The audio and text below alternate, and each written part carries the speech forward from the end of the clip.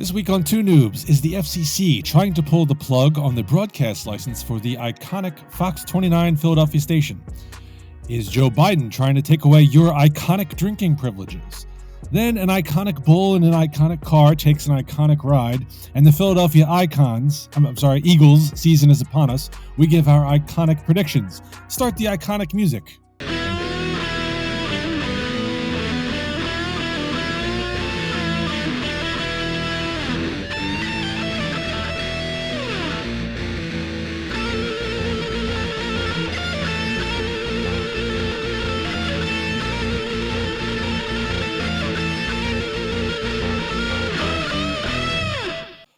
And with that, we welcome you to episode 153 of Two Noobs Talking, the podcast that'll make you laugh, make you cry, mostly cry. If I hear one more, that's right. If I hear one more person say the word iconic on the internet or on television, I will beat them to death with a bag full of lemons. Because I'm sick of hearing that word, yes. I just wanted to just point out this iconic MLB standings board right over here. Right, how about you're that? Done. You're out. You're gone. At least you pronounced it correctly. Unlike you got some 45 minutes to get over to my house with a bag of lemons and beat me up, brother. That's if you could catch me. That's totally doable. Totally. At least you said iconic. How much are lemons up around your guys' way? That might set you back. Yeah, I have a few in the fridge. I don't know. It's summertime, lemonade. It gets made around here. There you go. Iconically. At least you said it correctly, not iconic. Iconic. Oh, that's the other standing boards I got over here. The NHL iconic standings board over there. That's like driving that's like driving a screwdriver into my ear. In any event, we got two jackasses here. Over here is gerrymandering John Tracy, and over here is massive head trauma Matt Craig. Woo. I'm sacrificial Steve Murray in the middle. John, surprise, surprise, you are home unless you brought all your crap to the hotel and hung it up to fool us all. I'm not calling this place home anymore. I'm calling this place hell. Not my home itself, but the surrounding area. Why was it 105 degrees at 8:30 in the morning when I walked outside? There's no reason for that. That's rude. That is very true. That is a definite disqualification. Yeah. Can I write my senator about that? Or I'm sure he doesn't give a shit, but can I write him about it at least? Well, it was nice around here for a couple of days last week. I was able to turn the AC off and open the windows, but I think that let the allergens in because I'm feeling it now. Matt, it's probably your fault. How are you, sir? Well, I opened my windows too, jackass, but I'm fine. It's starting to get a little warm, though. I think that heat is starting to creep in from Texas. Yeah. And it's making our way up to the Northeast, and it's like I don't want this heat. I'm like, look at the forecast. It's like 95 the next 4 or 5 days forecasted. Yeah. No, AC's back up.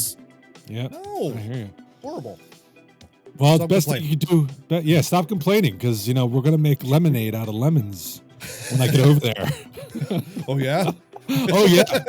Or blunt force trauma. I mean, either way. Probably call B on that one. Yeah. Well, it's going to be blunt force trauma with lemonade scattered about the room. That's just unless I can somehow contain it in the bag. What's this red mixture? What's this red mixture mixed in with the lemons? What's going on there? Strawberry lemonade, sir. Exactly. Rather salty. But in any event, as we always do around here, except for last week, was it 2 weeks ago? I don't remember. Didn't remember. It's hard to keep track anymore. We usually do a fun fact and an over 40 rant brought to you by W Energy Drinks. That's visit dubby.gg. Enter the promo code 2noobstalking. That's TOONOO talking, and get 10% off whatever you order there. Don't say we never did nothing for you. That's right. But before John has both the fun fact and the over 40 rant, I have a mini rant. And if you have small children listening to the podcast, you might want to cover their ears for this one. Just briefly. 3, 2, 1. Okay. Fuck the KHL. Fuck Sergei Fedorov, apparently, who's the coach of CSK Moscow. Fuck CSSK Moscow. Yeah. Fuck Russia and fuck Putin. All there right, you go. That's a public service announcement for all Flyers, on behalf of all Flyers fans. So, okay, so I automatically have a question. Why? Not saying there's anything wrong with that. I totally agree with you.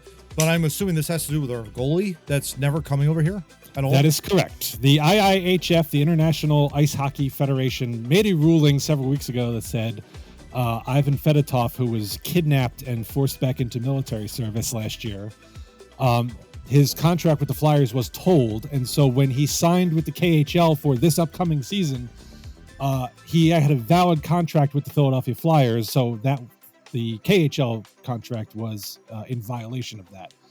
And they said he is property of the Philadelphia Flyers for this season.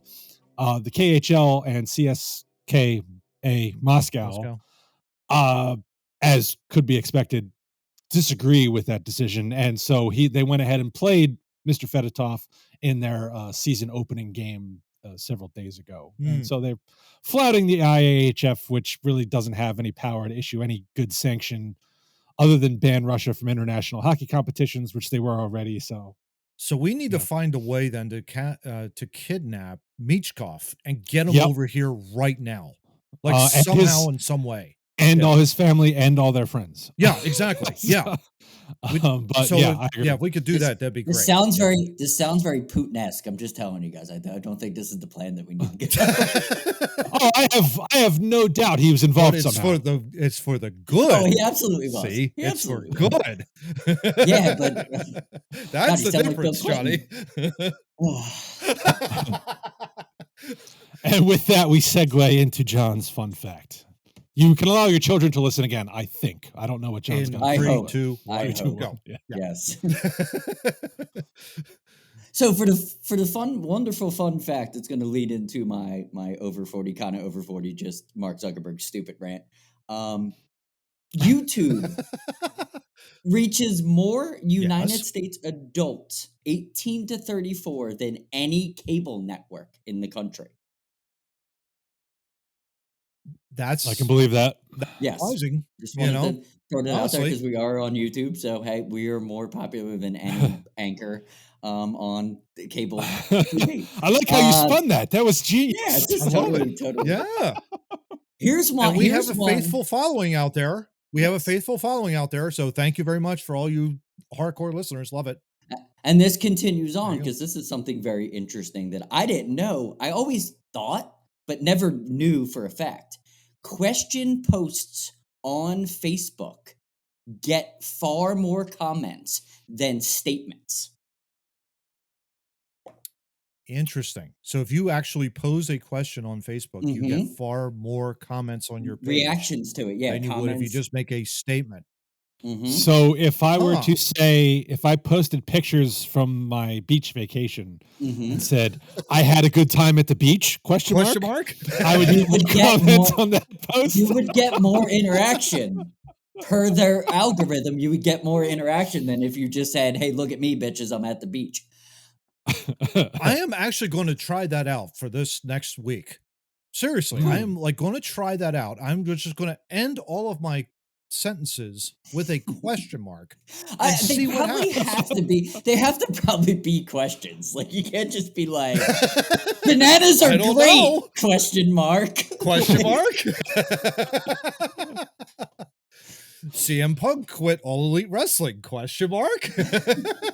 Well, I will share I might have hit upon the LinkedIn algorithm this past week because I got a huge number of impressions on a post that had to do, it sort of had to do with Back to the Future 2 and some interesting patent things to go along with it.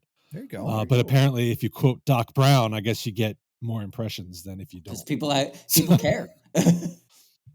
Yeah, exactly. And he was a brilliant scientist, to be perfectly honest. He was a brilliant scientist. Yeah. Fauci got not the most common sense, but yeah. Slipping and falling on a bathroom sink would allow you to create the flux capacitor, go back in time, and I mean. Well, almost screw everything up, but I mean, they resolved everything. I'm going to go try that right now, actually. Nice. But you're not going to hear my over 40. And we're back. Oh, I forgot. Yeah, John. That's right. John, go for it. Yeah. Just to finish this segment off, for the people that are listening right now, sharing is caring, and YouTube literally says that in their advice to how to get more posts. Sharing is caring. So we'll go there. But let me bring you on to my story. I was on Facebook, accidentally, I guess I'll say, because I try not to go on there much. But I'm sorry. I was on last. That's funny because I get posts from you every day. Yeah, no, I posted it. I posted a ton yesterday. I was having fun. But I was on the other day. And I forget what I was looking for. I was looking for some kind of Phillies stat or something because I look for stats on there for my dad because I love random Philly stats. And I came across a friend of a friend it was a hacked page. Like it was one of those, hey, look at this with the URL kind of thing. And I was like, well, I didn't know they just go onto your feed randomly now, like from people that you don't even know. Like it's a friend of friend. Yeah. So I reported it. I reported it as it being a hacked page. I moved on with my day. I didn't think anything of it. 2 days later, I'm on Facebook again. Same thing happens. So I hit the report, hacked, and I don't think anything of it. Just this past weekend, I get reports back for those two. You reported something. So Facebook says to me, well, thank you for reporting this. But this has nothing to do with our community guidelines. There's nothing against it. If this is something that offended you, please click this button. And it basically will take you to human resources and put a diaper on you, put a pacifier in your mouth and tell you it's okay because someone said the F word and you were mad about it. So I re-report it and said, these were hacked posts.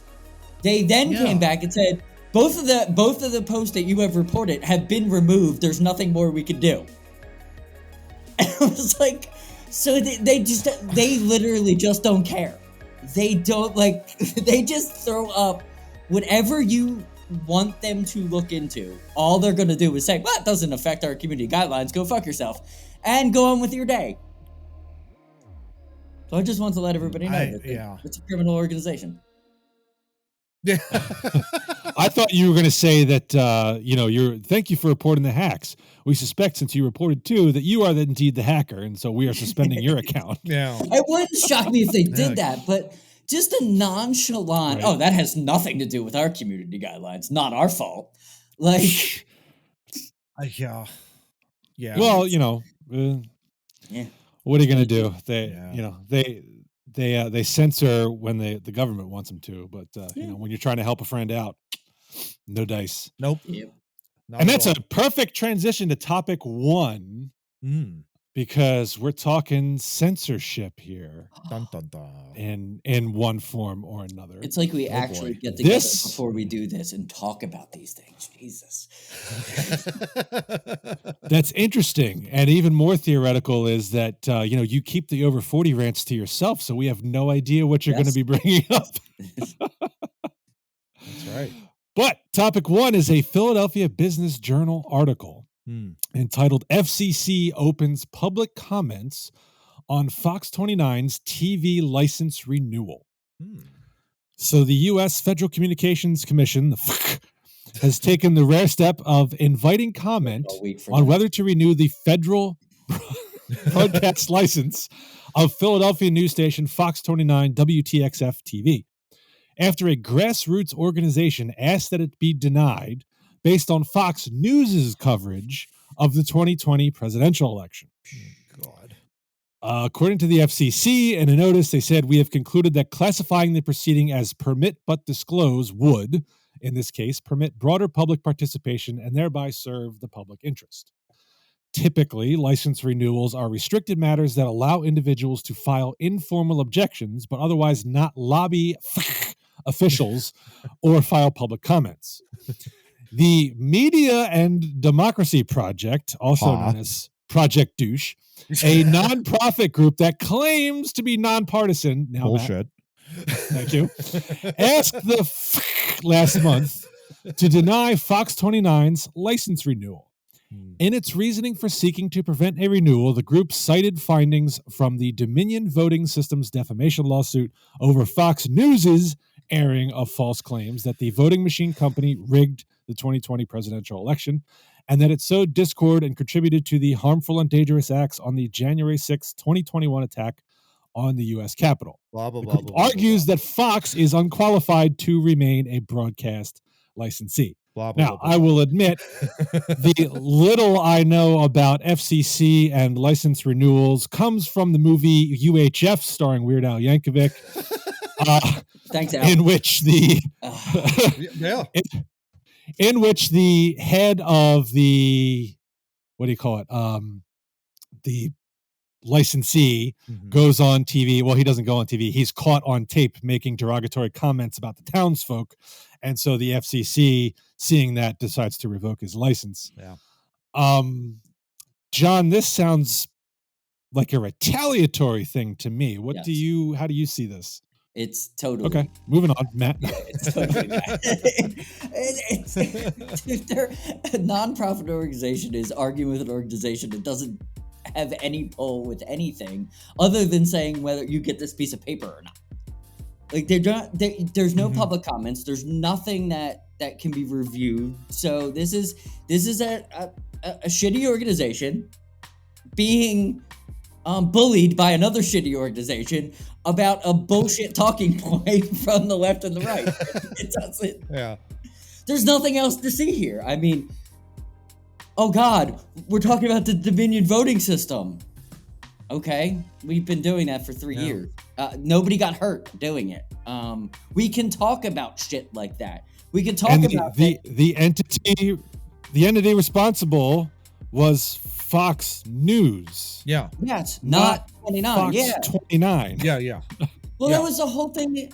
Dumbass. It seems like, it just seems like they don't, which scares me. They don't want you even talking about it. Like, I'll talk about the Dominion voting system. Why was it connected to the internet? That makes no sense. Like, aren't you supposed to tally them in individual places and then give them to somebody? And then, well, isn't there a whole voting thing? Why are you running lines into it going, oh, well, it should be on the internet? And that's a question that I would like to know that no one seems to want to answer. Nobody wants to have a conversation about it. And then these crackpot organizations want to shut everybody down for it. It's dumb. Yeah. I will say that I did look into the structure of the FCC, and they don't have like a Tony Fauci kind of installed as the head, and then he kind of controls everything. They do have I forget what her official title was, but she's part of a committee or a group of, right now it's 4, but I think there's supposed to be 5 appointees who kind of run the organization. And 2 of them were democratically appointed and 2 of them were Republican appointed. So at least at the moment anyway, there is some semblance of balance in the force going on at the FCC. From that perspective. So I don't. Who's knocking? Yeah. But I would bet that 5th person wouldn't be a centralist human being that thinks that both sides are full of shit. I bet you they wouldn't put that person in charge. Yeah. That's possible. I don't know why there's. I don't know why there's a vacancy, and I don't know when or how that vacancy would be filled. I assume Biden would appoint someone, but I don't. It also seems that the FCC is overseen by the Senate. I believe so. I'm not even. Sounds about right. Yeah. I don't even know if that makes them a regular administrative agency or what they are. Yeah. They're a shadow organization trying to kill our Fox News. Definitely part of the state, that's for sure. But anyway. Yeah, right. For Fox 29's view, on August 2nd, Fox News replied to Media and Democracy Project's petition, calling it frivolous, completely without merit. It told the FCC that the Dominion lawsuit concerned Fox News and not Fox 29, calling it an unrelated civil matter. It also cited the First Amendment and the protection of free speech. In a statement provided to the Business Journal, a Fox television station's spokeswoman said Thursday that the Media and Democracy Project petition asks the FCC to upend the First Amendment and longstanding FCC precedent. WTXF Fox-29 News Philadelphia is one of the finest local news stations in the country, broadcasting over 60 hours of local news and locally produced programming every week. Matt, you're familiar with Fox-29. I sure am. I don't, not that I watch any of the local broadcast channels very much, but I don't recall them being embroiled in the Dominion suit. Why should they be punished? I agree with the statement. I totally agree with you, Steve, and I agree with the statement as well. That is probably the more crafted, beautifully crafted statements I've seen out of a news organization in quite some time. And yeah, my dad's been interviewed with Fox-29 before as a minor celebrity, of course, being in the National Guard.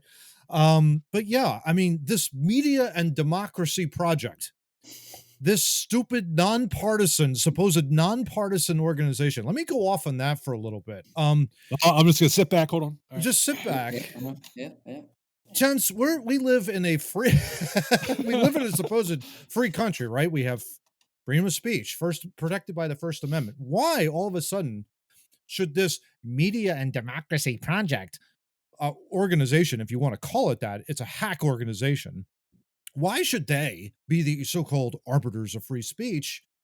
You know, essentially by saying, well, you know, because they have Fox in the title of their broadcasting company, anything affiliated with Fox that had absolutely nothing to do with that story gets punished by this supposed nonpartisan media and democracy project organization. Give me a freaking break. I want to look into the MDP right now. I want an audit. I want them to feel my full wrath, essentially. I want to know, what is this media democracy project? What kind of, what's their goal? What is their end goal in all of these things? It's bullshit. It is complete another. I hate to be, I hate to be that angry about it, but it is. It's like, free speech should matter in this country, whether you're left on the left side of the aisle, on the right side of the aisle. You have a right for your opinion. And, yes, the press is free to do its thing as well. To have an organization outright deny somebody free speech just because they have a certain name in their title, I mean, that's just lazy. That's just absolute laziness and like elementary school type stuff. Oh, because they have Fox in the name. Oh, no. We should get rid of them. We should get off the air. Look. Give me a break with this. The reason we have defamation and libel laws is to prevent the spreading of false information. And Fox News got called out on the carpet on it, and they paid big for it. They sure did. Yeah. Why should we impose additional punishment over and above, particularly on a news organization or a television station that had nothing to do with it? Exactly. They don't employ the media people, media personalities who are out there and giving the false criticism. Yeah, and they certainly weren't fanning the flames. I didn't hear of anybody on that station say anything in regards to the Dominion voting systems or anything of that sort. And Johnny, I agree with you too in regards to that. I want, whatever happened to paper balloting? Whatever happened to little things like that where you're able to just fill something in? And and slip it into a trash compactor. That's what I have too. Yeah, that's what I have. You just slip it in a trash compactor. You know it's going to get shredded, but at least you're acting like you're participating in the ballots. In the balloting. Totally. I'd rather act like we are than not. But yeah, look. I mean, seriously. Yeah. Yeah. The nonpartisan. The claim bullshit. To nonpartisanship here. I think that's belied by the fact that Fox-29 got a letter of recommendation sent that was penned by both Brendan Boyle and Brian Fitzpatrick, who are local representatives, one Democrat, one Republican. Yeah. Okay. That's nonpartisan. And they said, look, Fox-29 puts on some great local programming. Yep. They are very important to our community. There's no reason that they shouldn't be denied their license renewal. Yeah. Media and Democracy Project, I agree with you. It's a douche organization who's just out trying to probably make a name for themselves. That's why I'm saying don't use their real name. Project Douche, I think, is the best there you can go for. But it smells to me like more of the same kind of, we're censoring opposing points of view again. And we should, even though there are mechanics to deal with the issues we saw with the Dominion system, which played out, and Fox News paid a shitload of money. Absolutely. Why are we still going on with this? Yeah.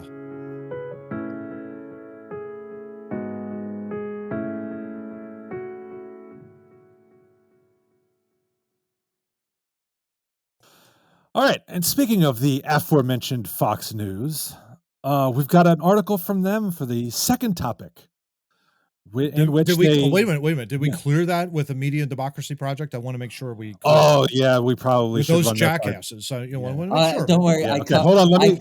I covered it already. I sent them the request. They said no. I sent them a picture of my butt. Everything's fine. Oh, nice. Okay, good. Excellent. So I was just going to text them. Fuck you. And, be on with it. Nice. Okay, good. So this Fox News article brings attention to a potential issue coming up in the next 2 years, and then kind of goes off the rails and meanders and wanders, which, Fox-29 would not do, by the way. No.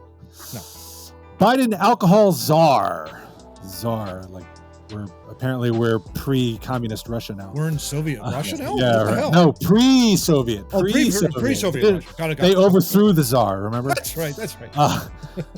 Well, apparently, Tsar Nicholas here says U.S. may follow Canada, limit beers to 2 a week. Quote, what a joke. Yeah. Okay. Yeah. Okay. President Biden's alcohol czar says Americans may be told by officials to have no more than 2 beers a week. Director of the National Institute on Alcohol Abuse and Alcoholism, or NIA, George Koob. He sounds like he nice should be name. He should be a hockey player. Yeah. George Koob told the Daily Mail on Thursday that the third line of the Boston Bruins in the late 80s. Totally. He told the Daily Mail that the U.S. may follow Canada's footsteps on alcohol guidelines. Currently, American guidelines recommend men limit themselves to 2 drinks per day, while women should only have 1 drink. The American recommendations are up for review in 2025. Koob said there are no benefits to physical health from drinking alcohol and that he was pretty sure American alcohol consumption recommendations are not going to go up. Most of the benefits people attribute to alcohol, we feel they really have more to do with what someone's eating rather than what they're drinking, Koob added. Matt, I'll go to you first. First question, how do you feel about the daily recommendations and where they may be going? And 2, what benefits are you aware of from drinking alcohol? Or alcohol, as I like to say. Alcohol. Gosh, that's a couple of really good questions. Or just say what you want. I don't care. Yeah. First of all, I love the fact that this guy has 2 buttery Californian Chardonnays, a week. So he must love it. It's interesting that he's the alcohol czar and he doesn't practice what he preaches, but who am I to judge in regards to that? So leave it at that. Be perfectly honest, gentlemen, I love going to happy hour once a week with my good buddy, Steve, who lives across the way. He and I do that from time to time. We enjoy it. I occasionally will have 1 or maybe 2 beers and then call it a day. I don't drink the typical 6-pack or anything of that sort. To be perfectly honest, I don't really care what the state tells me to do. You live your life, you live it, with the good health that you're being granted to and given. You have a responsibility to do that in regards to that. But this doesn't affect me in that regard. I do think it is a little ridiculous that there is a National Institute of Alcoholism, essentially, alcohol abuse and alcoholism. And the guy that runs it is a certified alcoholic, which is interesting. Has his 2 glasses of wine every day, or every week, I should say. Sorry. So I mean, doesn't affect me, to be perfectly honest. I know it doesn't affect Steve as much. I know you don't drink at all, right? I could care less because, John, I mean, I don't know about you, in regards to this. I think it's much ado about nothing. Do you care about it? No, actually, I don't care what the state thinks at all. If it becomes a law, it becomes a law. But a recommendation is not a law, and that's what brings me to. That brings me to the. I'm just gonna call him out, just to start. That fucking Ted Cruz media spot that he did after this came out, where he couldn't even open a bottle of Shiner. And he was like, "You're not taking my alcohol away from me," and he couldn't even get it open. Like, bro, like, just shut the fuck up. There's no reason. There's no reason for anybody to get political over this. First of all, this is a recommendation from a guy that does not have a job yet in 2025, but says that it is going to be recommended in 2025. This dude doesn't have a job in 2025 if the president that appointed him does not get reelected. Yeah. So, go ahead. Well, with that foreshadowing, let's go to the second part of the article, which goes to an overreaction, I would say. Ted Cruz was not mentioned in here, but another Texas Republican, Representative Troy Nehls, told Fox News Digital the rich men north of Richmond are once again recommending what hardworking Americans should and shouldn't do. Biden's beer czar has no business advising guidance on alcohol consumption. This is who the Democrats are. They want to control every aspect of your life. 2 beers a week, what a joke. Let's not forget that JFK snagged 1,200 Cuban cigars just hours before banning all Cuban products from the United States. Before I continue, once again, we're talking about a potential recommendation. Not a law, a recommendation. Which, not a law, frankly, not a law, a recommendation. Yeah. I'm pretty sure, and I'll bet you in Canada it's also a recommendation. I'm pretty sure most Canadians aren't abiding by that 2 beers a week either. I'm pretty sure. At least the people I talk to, they're absolutely, it isn't a law and they are not following it. There you go. Exactly. And it's a recommendation, which to me sounds like a good idea because half of our country's probably got an alcohol problem, but that's beside the point. Yeah. Going on, this is even better. Yeah, go ahead. It's a recommendation. Like, if you feel that you are not in control of your life, take the damn recommendation. It blows my mind that people will look at a recommendation. Oh, look, he's trying to just control me. Well, if you feel that way, you should probably take a minute out of your life, sit down, and reevaluate. If you're happy with your life, you're probably not listening to this. Yeah, either that, John, or you go and you talk to somebody that you trust a little bit, you know, that kind of a deal. Like you go and you talk to a friend or, even your parents, or even if you're going to a church, you go to your elder, you go to to a deacon, things like that. What can we do to pray? Don't go to your government all kinds official. of things. Yeah, as opposed to like a government official that will tell you, well, this is what I think you should do. They can only recommend. They can't do anything other than that. Yes. But a more deep personal problem, that's where you have, your friends in your life that can speak truth into your life and say, hey, FYI, I don't think you should do this. This is just more of the same political pandering, which is we have this guy is just talking out of his ass saying, hey, in a couple years, the recommendation might go down because, we're watching what other people are doing. And, maybe we'll recommend you only have 2 beers a week. And somebody on the other side of the political aisle goes, oh, they're trying to take our beer. We got to get, civil war over this. And that's what this becomes. Yeah, exactly. Unless you think that, okay, we're going to get the Republicans involved. You think that we're going to get any better with the Republicans involved? You're kidding, right? I mean, seriously, they're going to be in there. They may run it leaner, whatever, but it's still going to be the state. The big issue is, what are you doing? What are you going to take the responsibility or not? And this was the part of the article that really made me laugh. Distilled Spirits Council Vice President of Science and Health, Amanda Berger. Love it. Because she's not going to have a biased opinion on this at all. None whatsoever. Given that she's employed by a body that has to do with selling alcohol. Not so, complete surprise. She blasted Coob's comments. Yep. Dr. Coob's comments calling for a drastic change to the federal recommendations on alcohol before the review of alcohol research has even begun undermines the scientific rigor and objectivity of the entire dietary guidelines process. Yeah, because that's what you follow when you're trying to shill the spirits out to the public, right? I love this. Give me a break. That next quote, though, Steve. For more than 30 years, the federal guidance on alcohol consumption has been no more than 1 drink per day for women and 2 drinks per day for men. Blah, blah, blah, blah, blah, blah, blah, blah, blah. It's like, really? We're going back 30. So from the start of time, 30 years ago, this is what the federal government has said our guidelines should be. Give me a break with this. Like I mentioned before, give me a break. Stop it. Let's do a quick experiment. Let's take the alcohol out of it and just use a banana. Okay.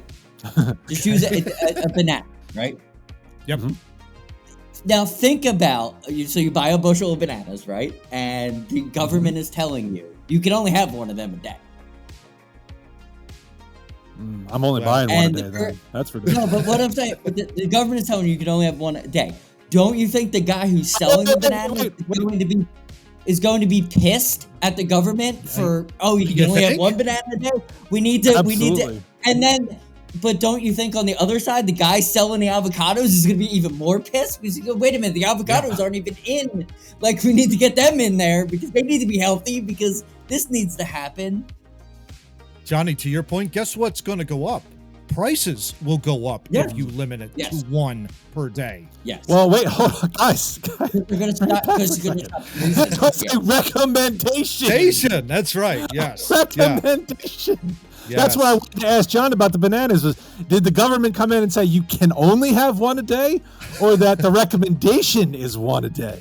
It would be a recommendation, but it would piss off. It would piss off the banana person just the same. Yep. Yeah. Well, I completely agree. Whoever's selling or somehow involved with the selling is obviously going to have a biased opinion about whether or not there should be some limitation. And when you see the current guidelines say heavy drinking is considered 14 drinks per week. Ooh. That doesn't sound like, I would consider heavy drinking less than that, but it's just it all smells. It's everybody around here looks stupid. Is basically the guy who doesn't have a job yet in 2025 is talking out of his ass. People on the other side are making a big deal out of the nothing burger, and Ms. Burger is just making herself look like a total tool. That's so everybody loses here.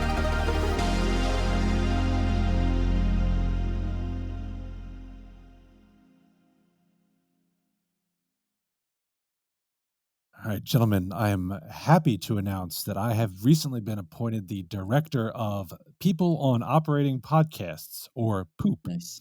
And I have made a recommendation. I can't believe you got it.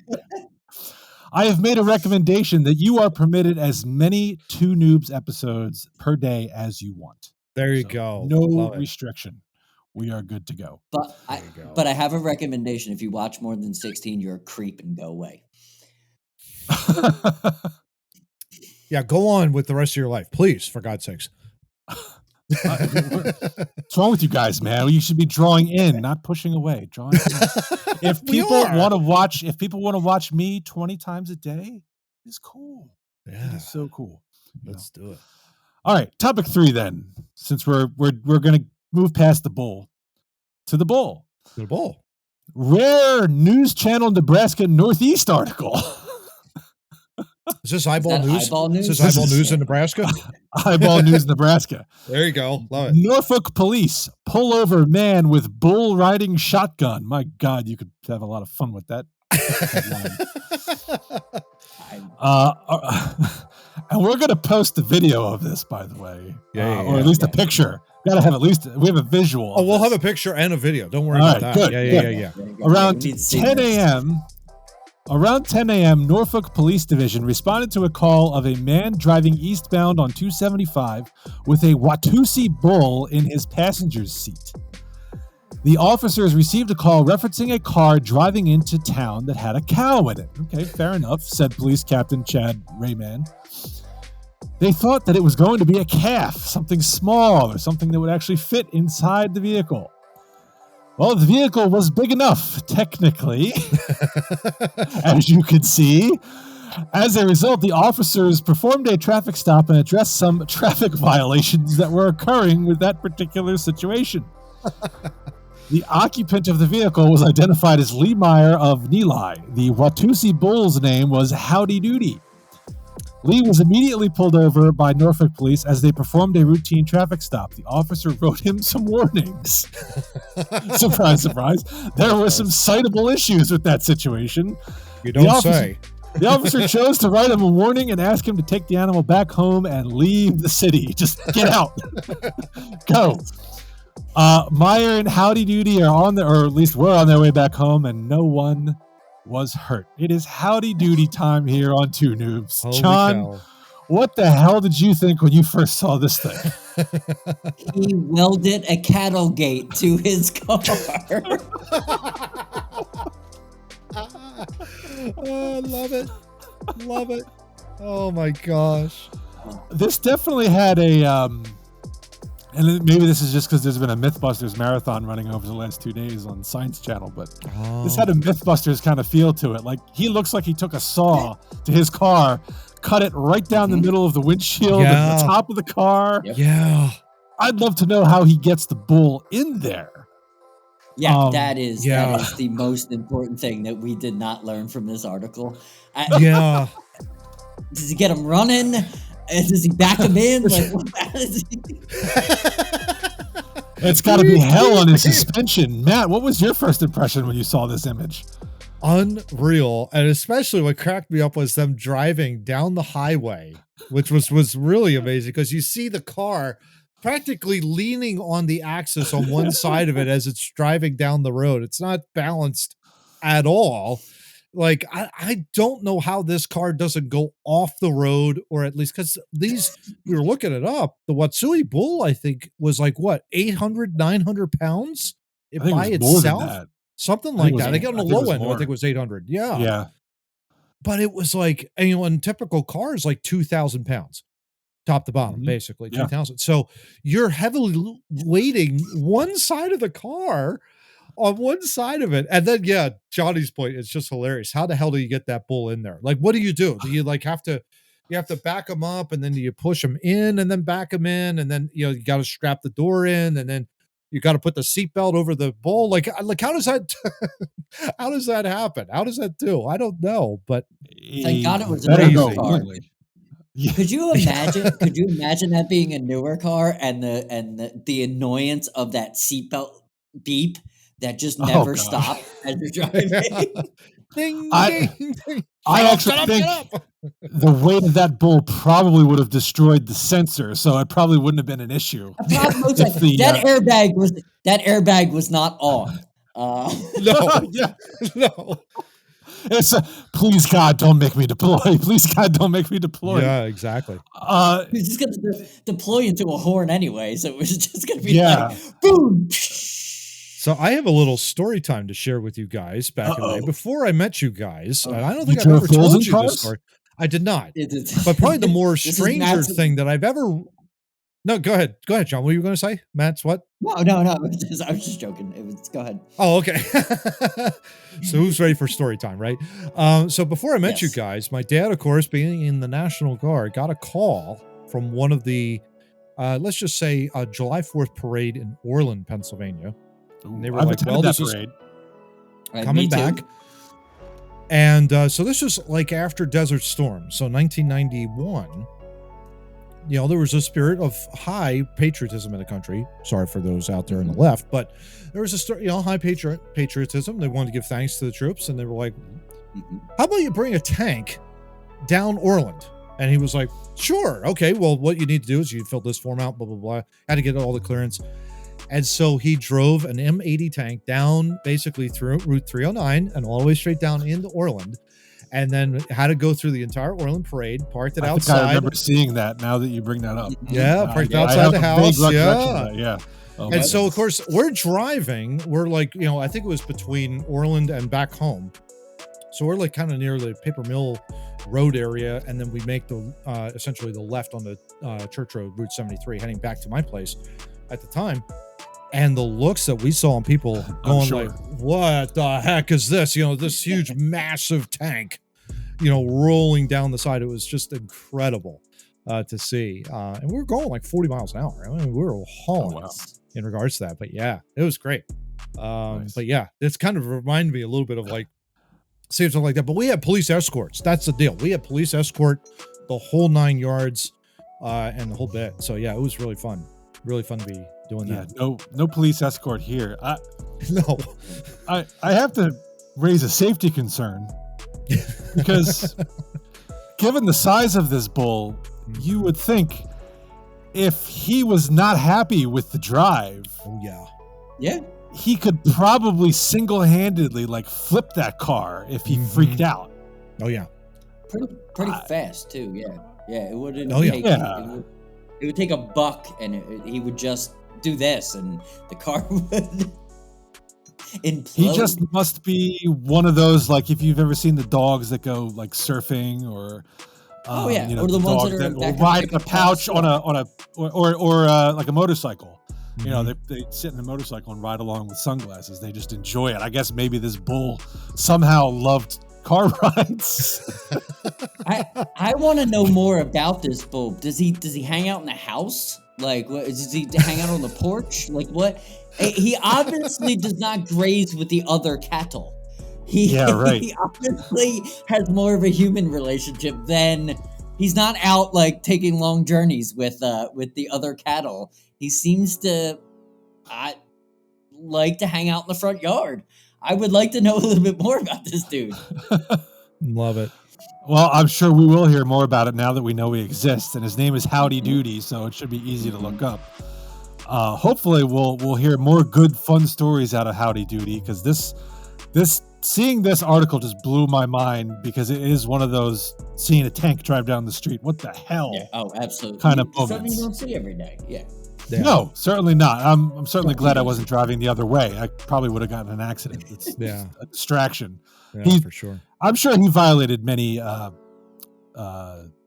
traffic codes and municipal ordinances with what he did. Oh, so. I'm sure. Yeah.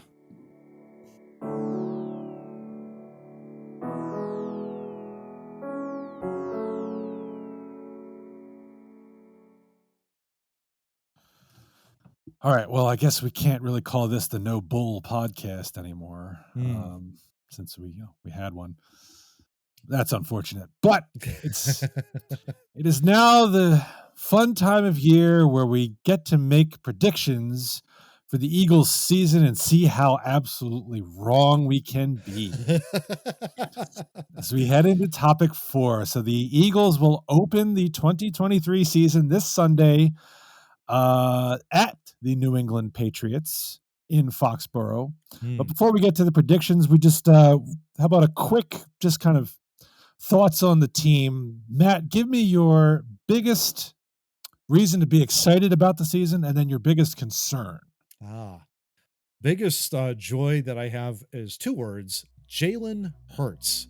My God, am I thankful for Jalen Hurts and his unbelievable play and leadership. I have no doubt he's going to repeat what he did last year. I think he's just a phenomenal quarterback. And my God, it's like when they made that decision to draft him a few years ago, guys, when we had Ginger Jesus on the team, it was like, what the heck's going on, right? We had no idea. Why would they make this pick? But what a stroke of genius so far, right? I mean, he has just been unbelievable. He's not only just led on the field with his, in the huddle, but outside of it as well, and on the field as well. So I'm looking forward to that. Biggest concern, Jerry Jones thinks now it was his idea. So of course, yeah. All right, biggest concern. Biggest concern I've got is linebackers. How is the Kobe Dean going to do? This is a big step for him. Obviously, coming in middle linebacker, I think he'll probably start. He's got his Georgia buddies behind him, but it's one thing to play college football for Georgia. It's another thing to play middle linebacker for the Eagles in the NFL.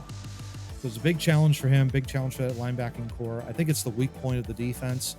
But I'm excited no matter what. I think we've got a great defensive line on that side of the ball, as we've done before in the past. Son Reddick's back. Temple product. Woohoo! Love Hassan Reddick. And the defense is mostly back. The secondary is mostly back as well. But yeah, linebacker is really the one that I'm most concerned about, Steve, for sure. All right, John, same question to you. What has got you most excited about the Eagles season, and what is your biggest concern going into this week's game? The biggest point I want to make with the good is the offense. They even added more to that offense from last year, so I can't wait. Running backs, wide receivers, tight ends, even. Offensive line seems like it's even better than it was last year, which is kind of unbelievable. That moving people around like that, like it might even be better than it was last year, which is great. I'm totally looking forward to scoring a ton of points. Defense, to Matt's point, Nakobe Dean being a second-year player, I'm a huge fan of this dude. I think he'll be fine, especially with a ton of big dudes at a defensive tackle. That's another point I want to see how the defensive line plays, because I think it's going to be good. The one thing that I'm unsure about, and this is more funny than it is, I don't know if the players are going to be receptive to an actual defensive coordinator. So we might have some issues. We might have some issues when, instead of seeing Darius Slay look back at the sideline and be like, "What the hell are you doing?" and him actually playing the game and not having to worry about what Jonathan Gannon was doing on the sidelines. Worries me, because what if he's just calling bullshit all the time and he falls down and they score a touchdown? That's what I'm worried about. Love it. Oh, good God. Did you happen to see the video, his fire-up video, Jonathan Gannon for the Arizona Cardinals? Yeah. Oh, God. God, it was cringe. It was cringe. Let's go, mascot. Yeah. I look forward to the offensive and defensive lines. I think they are the strong points again of the team. Yeah. When you have a guy like Derek Barnett who's like buried on your defensive end list, yes, because you've got so many damn good defensive ends, that's a good sign. Yeah. I worry about the punter. They don't have one on the roster right now, I don't think. I only say that half in jest, though. Yeah. I think we've been spoiled. I think I've said this before. We've been spoiled over the years with good punters on this team. Yep. Yes. And a good punter can change the field for you. Mm-hmm. When your offense is not going, a good punter can really flip the field and give your defense a chance and get you an opportunity to reset. And I just don't think they have the punting right now. We'll see how they address it, either by Sipos is on the, what do you call it? Is he on the practice squad? He's on the practice squad. Okay. And I think they can call him up 3 times before they have to. Or maybe Nick Sirianni's this year is just like, fuck punting. I'm not punting. Yeah, go for your own 20. So hey, and the other thing that worries me is we were so healthy last year. Yeah. You just get concerned about, are we going to regress? And, we had terrible injury woes for years. Mm-hmm. So I think last year was kind of a cosmic balancing, but if we regress to the mean, what is that going to do for us? So we'll see. Yeah. But now we'll go and we'll do the obligatory week by week win or loss schedule predictions. Matt, what was our record last year? So yeah, everybody, episode 99, we'll throw that in the card in the upper right corner. Everybody had 11-6, all of us. And we thought at the time, if I remember right, they would win one playoff game, but then lose in the divisional round. Well, that didn't exactly happen. That we went all the way to the Super Bowl, much to our joy, obviously, our great joy. And and then of course they won 14 games, which was it is a record number of wins by the Eagles in their entire history, over 90-year history. of the Philadelphia Eagles, they've never won more than 14 games, which happened last year, which is amazing. So, right. Well, fantastic. They also played 17, but they did. But yeah, but still, to win 14, that's fantastic. Yeah. All right, so we were each 3 wins off. Each 3 wins last year's off. record, Mm-hmm. And our playoff record was thankfully incorrect. Yes, so that's good to know. Exactly. All right, so if we kick it off week 1 this week with the Patriots, we all have a win. Any comments from the Peanut Gallery on that one? No, I think they'll walk right in there, and it's probably going to be a little rough. You never know what Belichick's going to have up his sleeve, but at the same time, it's like they really don't have anybody that I know of. Juju, but other than that, it's like, really? That's pretty much it? I think we walk in there pretty good. We win them pretty big. Since they got rid of Brady, Patriots, so I'm not concerned. No. So then week 2, we get the Vikings on a Thursday night.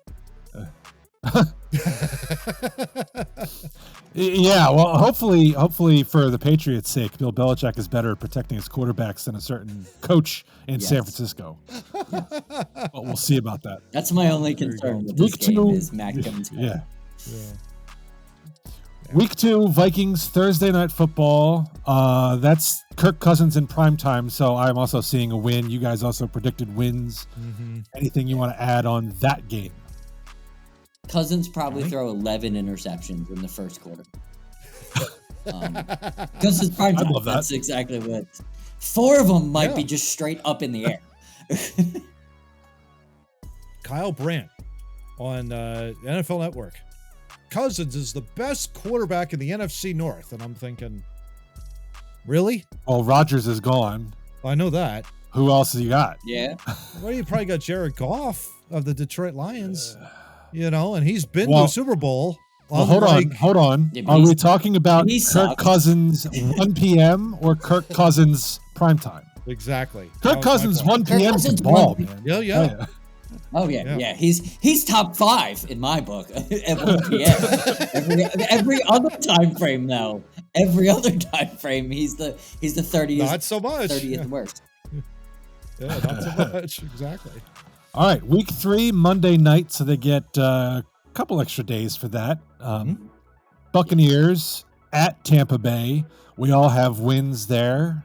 Matt, anything special you want to bring up for that week? I mean, the only thing I could think of is week 3. It's part of a doubleheader, which is, I was looking at the schedule. It's like, holy cow, they got a doubleheader week 3 Monday Night Football, and we're part of it. So it's like it's a 7:15 game. Good! I get to watch the whole thing instead of crashing halfway through. Yeah, which, by the way, I want to petition the NFL. Can we please move the Monday Night Football to like at least starting at 8:00 or at least 7:30? Like, if anybody on the West Coast could get out of work like at 4:30 to watch these games, let's do this instead of having it at 8:30 at night. Give me a break. Yeah, agreed. That kind of a deal. But yeah, sans Brady, I think we're going to be just fine against Tampa. Oh yeah, I forgot they don't have Brady now either. They don't have Brady either. Week 4, we got the Commanders at home. We all have wins lined up for that. John, anything you want to mention there? I'm extremely concerned for the quarterback's health. Well, their head coach doesn't even know when they're playoff eligible, so that's not a good sign for their quarterback. They're going to have a sellout, though, week 1. They finally have turned the corner after that horrible owner, Dan Snyder, has left. So they're at least getting a sellout, but that's the best news of the Commanders season. Yeah, it really has been. Yeah. Yeah. Well, good for the soon-to-be Washington Sentinels. Awesome. Yeah. Week 5, we are at... Yeah, right. Yeah. We are at the Rams. They're LA right now still. They're LA. So LA Rams. We're at... You guys both have them down for losses. I have them... I'm the only one who picks them to win that week, and I'm just saying their team is crap. What's your guys' reasons for pinning a loss here? John, I'll go to you first. What the hell? I needed to put a loss on the board because I couldn't do whoever that guy went on ESPN. It was like win. Oh, Chiefs lose. Win. Eventually, calm down, pump the brakes. Eventually, Jalen Hurts is going to have a bad game. Eventually, someone's going to drop a pass. Eventually, someone's going to sit out, and we're not going to have the pass rush, or someone's going to beat Reed Blankenship over the top because he makes an error. I don't know, but here. I just put it here because it's going to happen. so just throw it to the wall and stick, like we talked about before. All right, well, Matt, what's your excuse? Piggyback a little bit off of Johnny, but I would just add West Coast, and it's like the Philly teams, I don't know what it is. They fly out to the West Coast, they struggle. Doesn't matter who it is. Except for Matt Stairs. Yeah, exactly. Except for Matt Stairs and thank God. But yeah, I don't know. I think this is like, you look at the Rams. Yeah, okay. They went all in to win the Super Bowl a couple of years ago. They do it. The next year, by crap, and it's like they're going to come back this year. Are they going to be as good? Well, they're not going to be as good as the Super Bowl team, but the Rams are no joke. They have history in Los Angeles, and I do think that this is going to be a tough game for the Eagles. You're going out to the West Coast. I just see a loss there. I don't know. I think there's a little bit of mix too. I agree with Johnny. There's going to be some drop balls here and there, and then you got to make the trek back. It's like you got to go out there and focus, but I don't know if they're going to do that fully. That kind of a deal. Okay. Just a hiccup. Yeah. All right. Well, I hope you're wrong. I do too. Week 6, we are at the New York Football Jets. Oh. John has the lone win of our group there. I'll let him go first. Same concept as the Rams is. I don't think they're going to lose 2 in a row quite yet. Okay. They're just too talented. Sure. I mean, Aaron Rodgers is Aaron Rodgers, but Aaron Rodgers is also 175 with a new team. And from what I've been watching Aaron Rodgers in practice, he's dropping the F-bomb a lot because these guys aren't paying attention. And he's kind of angry. Like, hey, we need to get this thing together. This isn't Green Bay. This isn't where the coach is on the same page as Aaron Rodgers. Aaron Rodgers is on an island coaching himself, it looks like. I don't think their defense could hold up with our offense. So Aaron's got to score 75 points to beat us? I just don't think it's going to happen. All right. And it's Matt, a home game. You and I both pegged. And I both pegged the Eagles for their first ever loss to the New York Jets. Yes. I'd like to hear your rationale before I explain mine. I lost my mind. That's pretty much it. Okay. Well, that's acceptable. Yeah, they're like, I think 11 or 12-0 against the Jets all time. Something like that. Yeah. And I just, I guess when we were doing this in pre-production, I was like, oh, I think they're due. I think the Jets are going to win. But then what John just said, and, just thinking about it over, today, I was like, before we were going to record this, I was like, I have the Jets pegged, the Eagles pegged for a loss in New York against the Jets. And it's the stinking Jets. And I hate the Jets. And everybody hates the Jets. Why did I pick a loss? That kind of thing. Do I stick with it? Integrity matters, damn it. That's right. Fauci's here, man. Straight. Yep. I picked the loss just because it's Aaron Rodgers. The win last year against him at Green Bay, to me, was an aberration. We just struggle with the elite quarterbacks, it seems like. And he's, to me, even if he's 175, he's still an elite quarterback in my mind. Now, whether the supporting cast can help him, we'll see. But as of right now, I see that as a rare loss on the docket. There you go. All right, moving on. Week 7. Let me not be hypocrite because I drafted him in fantasy. Well, a lot riding on that. Oh, exactly. Yeah. All right, week 7. We got the Dolphins at home, Sunday Night Football.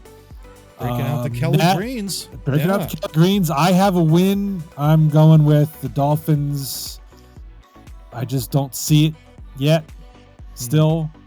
So it might be concussed by the time that gets started. Yeah, right. That's unfortunately, we may not have their best quarterback going by that point. Yep. Matt, you also pegged him for a win. What was your logic there? Kelly Greens on Sunday Night Football, baby. I think that's going to be... Can't lose. And the people are going to go nuts with that coming out on a Sunday night game. That's going to be absolutely bonkers down at the link. Easy win, I think, at that point. Even with Tyreek Hill and Parker, I think, on their... Or no, Waddle.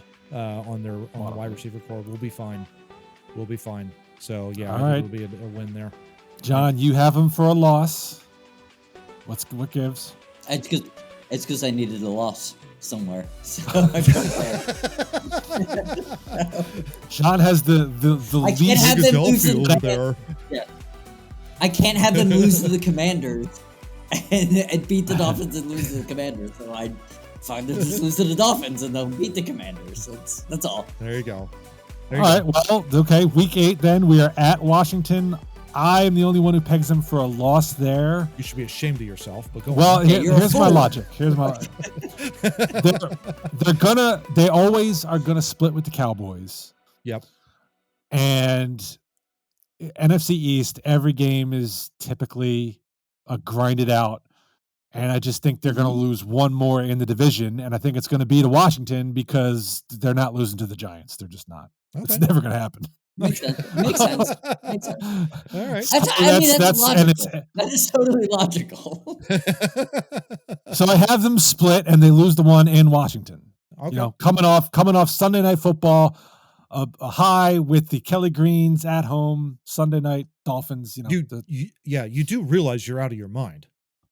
Like, you have them. Oh, wait, I also have them losing to the Jets. Never mind.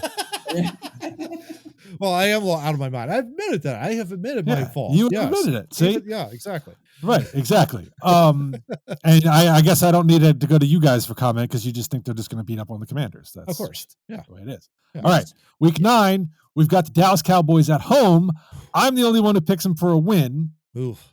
Again, I think they're going to split, and I think they win the one at home, especially going into a bye.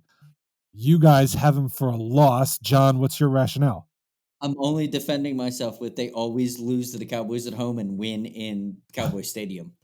So I just keep, every year I just keep with that. Like they are not very good at home against the Cowboys, but when they go to Dallas, I've been to more Dallas games or more Eagles games in Dallas Stadium than I have been Eagles-Dallas games in Lincoln Financial. And I've always had more fun in the Dallas Stadium because they're always winning 38-7.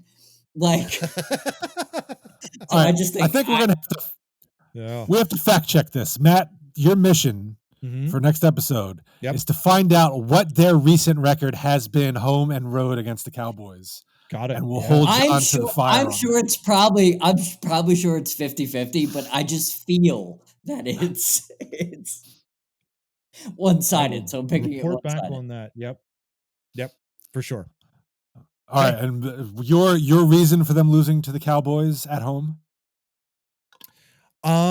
Maybe not to the same effect of what John's saying, but I think to your point, what you said before, Steve, they will split against the Cowboys.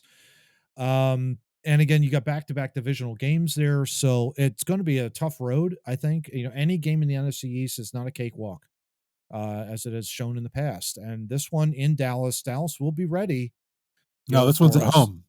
Oh, this one is at home. Okay, yeah. In that regard, with this being home, I think the problem has been we always hype ourselves up heading into a Cowboys game, and it's like and I understand the hatred for Dallas. I get it, but it's like I think that we could beat the Cowboys if we just tone it down a little bit. We don't need to be so hyped to go into that season or go into a Cowboys game, and if we come out with the loss, now all of a sudden you've got the bye week. Everybody's feeling miserable for 2 weeks before you go to the Chiefs. Ugh.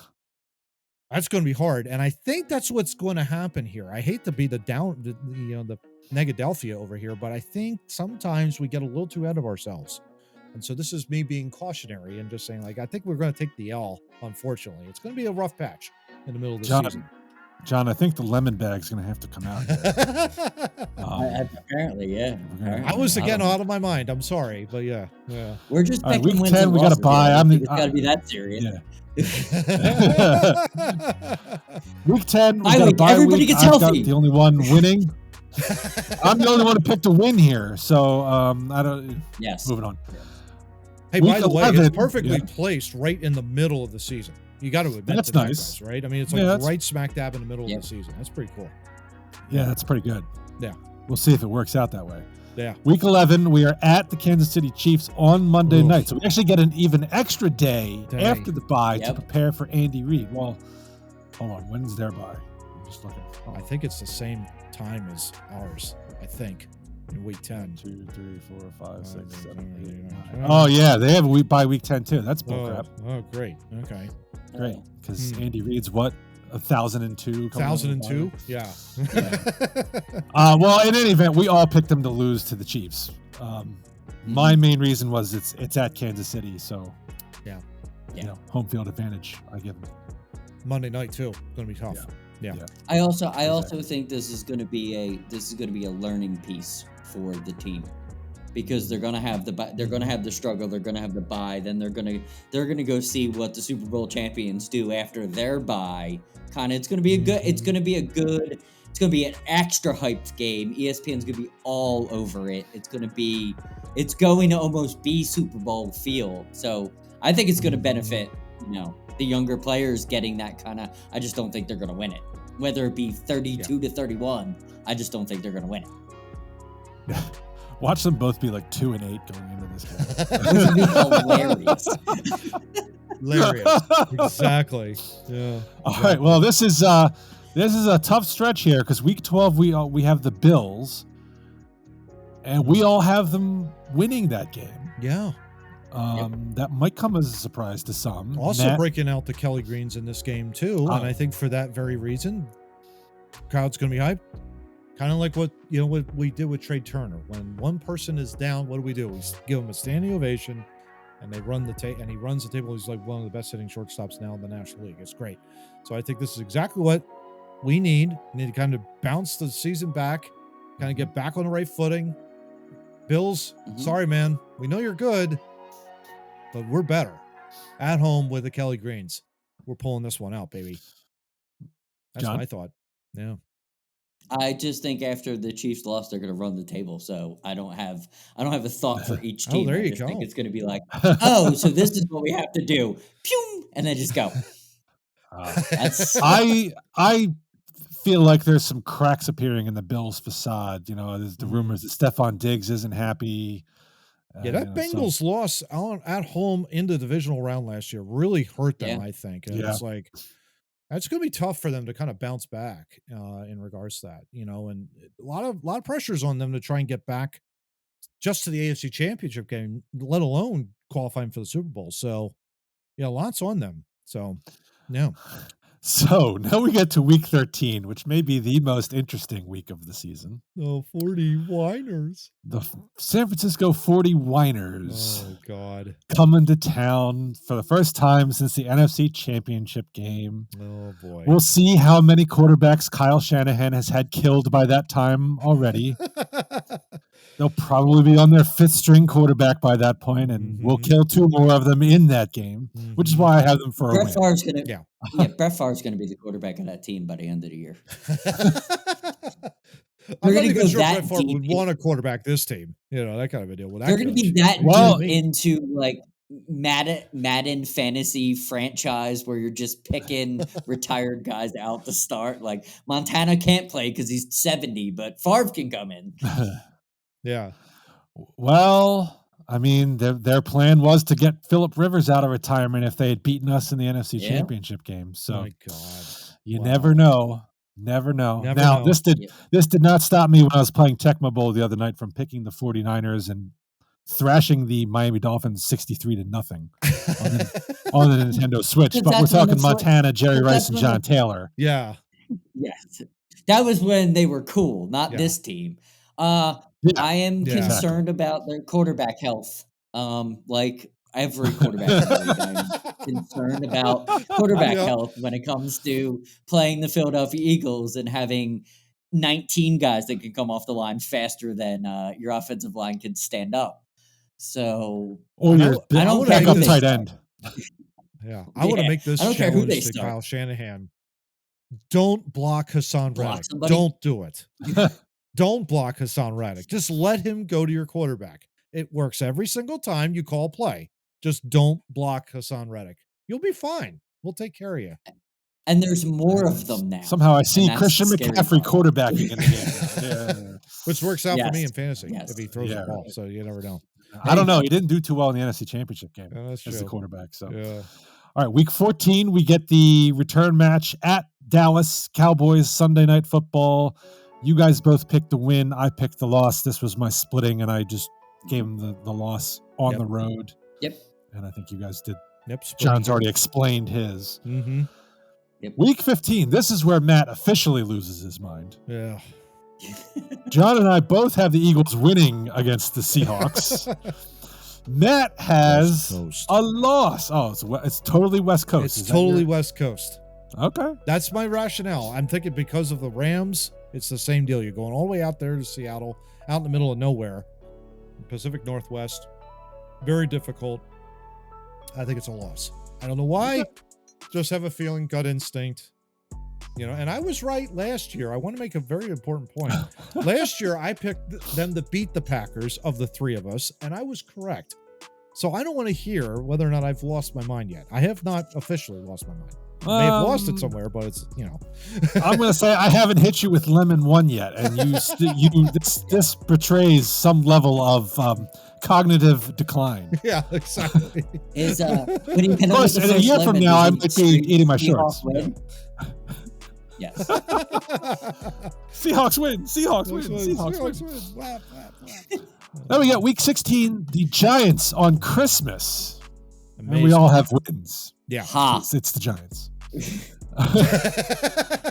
Oh, wait, you know what? We get that murderer's row right after the bye week, and then we get the Giants, the Cardinals, and then at the Giants to wrap it out. We all have them getting those last 3 wins. I'm especially looking forward to the Cardinals game. I have I just think that Jonathan Gannon will either be fired by then or he will come in and maybe, I don't know, 4 and 12 or something like that, 4 and 11.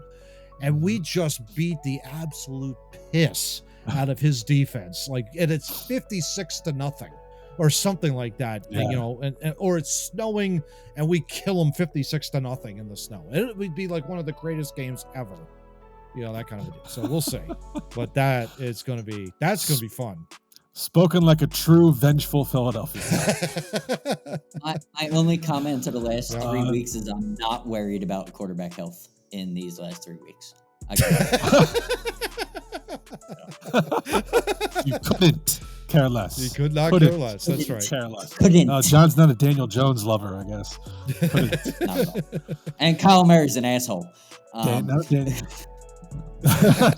Look, just because he cost you fantasy league last year doesn't mean you can trash him in real life. I'm just saying. And we're abroad of practice.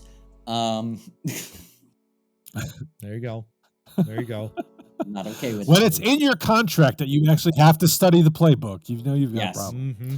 Yep. Yes. All right. So to tally that up, John and I both have the Eagles winning 13 games. So that's a step back from last year. Mm-hmm. And Matt has them only winning 12 games. So Matt gets beat with the lemon bag. Yep. All right. So I guess where does this go playoff wise? I think at 13 wins, they still win the division. Mm-hmm. And I'm going to say... What does that put them in the conference? I think that still puts them number 1 in the conference. Puts them number 1. Okay. Yeah. Because if they win the division, they're obviously ahead of the Cowboys and the 49ers. Mm-hmm. Don't see anybody out of the north or south. No. Being the number 1 seed. No. So that'll put them 1 in the conference. I guess I'm going to put them back in the Super Bowl. Oh, okay. Wow. Okay. Nice. I would consider barring injury. I would consider it a bust of the season if they don't make it back to the Super Bowl. I don't know if they'll win the Super Bowl. Back to the Super Bowl. They at least have to go back. They got a chance with number 1 behind center. Yeah, I don't care absolutely. who you are. Number 1, formerly number 2. Yeah, exactly. Number 1 and 2. All right, you got them 12-5. Yeah, right. Yeah, you got 12-5, Matt. Where are you going with this? I still think they're the number 1 team in the NFC. At 12 wins. Mm-hmm. and 5 losses. And wow, 12 and that's 5, a shitty conference. Because I think what will happen is that the Cowboys will probably be 10-6. And I think the 49ers well, will they can't be. Or no, not 10-6, 10-7. And Wow. I think the 49ers will be 11-6. Or they'll be tied with us, but we'll have the edge of the tiebreak because we beat them head to head. So they both could be 12-5, but because I have them winning against the 49ers, that will be ahead of them, and the Niners will have to go through 2 rounds in order to get to us again. I think they make the Super Bowl. I think as long as Jalen Hurts remains upright, I'm a little worried about quarterback 2. Marcus Mariota doesn't really inspire a whole heck of a lot of confidence, but if you got Jalen, not after this preseason. No, but after you have Jalen, 100%, if you have him 100% the entire year, this team goes back to the Super Bowl. I agree. Whether or not they win it is another story, but I'd love to know when's the last time a conference had a 5-loss team have their number 1 seed. Yeah. That would be something else. Yeah. You're going out on a limb there, pal. Yeah, it's a little bit of a stretch, no question about it. I think the AFC is very tough, and I think they will beat up on the NFC as a result of this. But those cumulative losses by the NFC, and the cumulative wins, created within the conference in the NFC, I still think the Eagles are the class of the conference, 100%. Even though I have them with 5 losses, I still think they're the class of the conference, and still the number 1 seed overall. But it is a little bit of a down year, I think. I think the AFC has better teams overall across the board. I would agree with that. And it really depends if we win another championship, whether or not we go up against Mahomes, or if it does happen to be Josh Allen, or if it happens to be Joe Burrow. They're tough. They're really tough. They're good football teams over there in the AFC. So it's going to be hard, but we are the best team in the conference by far. And even if we have 4 or 5 losses, we're still number 1 overall. So, and that's the bottom line, because massive head trauma. Matt said so. Heck yeah. There you go. All right. Well, game 1 this weekend. We're looking forward to it. And that also wraps up episode 153 of Two Noobs Talking.